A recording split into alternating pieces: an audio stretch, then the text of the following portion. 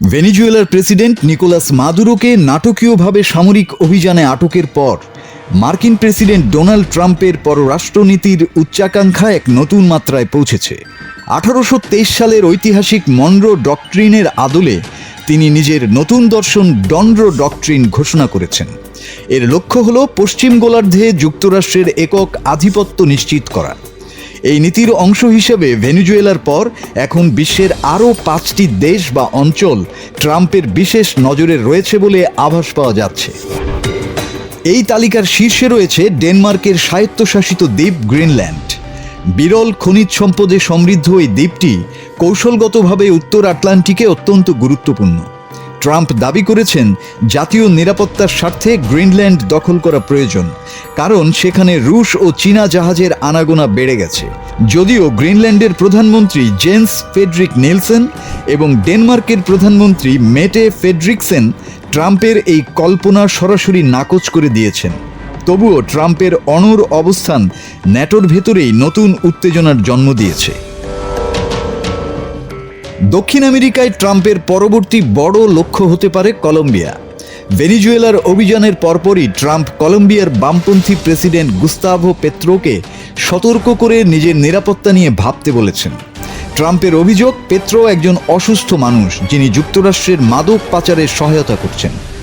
কলম্বিয়ায় সামরিক অভিযান চালানোর সম্ভাবনা নিয়ে প্রশ্ন করা হলে ট্রাম্প ইতিবাচক সাড়া দিয়েছেন, যা দীর্ঘদিনের মিত্র এই দুদেশের মধ্যে চরম কূটনৈতিক বৈরিতা সৃষ্টি করেছে।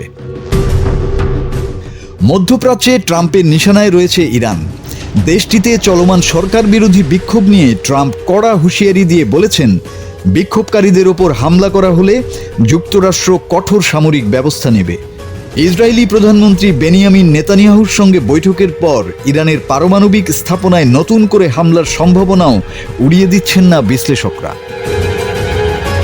আবার প্রতিবেশী দেশ মেক্সিকো সীমান্ত দিয়ে মাদক ও অভিবাসী প্রবাহ ঠেকাতে ট্রাম্প আরও কঠোর হওয়ার ইঙ্গিত দিয়েছেন। ক্ষমতায় ফিরেই তিনি মেক্সিকো উপসাগরের নাম পরিবর্তন করে আমেরিকা উপসাগর রাখার নির্বাহী আদেশে স্বাক্ষর করেছেন এবং কার্টেল দমনে সরাসরি সামরিক হস্তক্ষেপের সম্ভাবনা জাগিয়ে রেখেছেন। সবশেষে ট্রাম্পের নজরে রয়েছে কিউবার উপর। ভেনেজুয়েলার তেল সরবরাহের উপর নির্ভরশীল এই দ্বীপ রাষ্ট্রটি বর্তমানে অর্থনৈতিকভাবে পতনের মুখে বলে দাবি করেছেন ট্রাম্প। তিনি মনে করেন মাদুরোর পতনের পর কিউবার কমিউনিস্ট সরকার এমনিতেই ভেঙে পড়বে, তাই সেখানে এখনই সামরিক হস্তক্ষেপের প্রয়োজন নেই। তবে মার্কিন পররাষ্ট্রমন্ত্রী মার্কো রুবিও কিউবার সরকারকে সতর্ক করে বলেছেন, ট্রাম্পের কথাকে যেন তারা কোনোভাবেই হালকাভাবে না নেয়।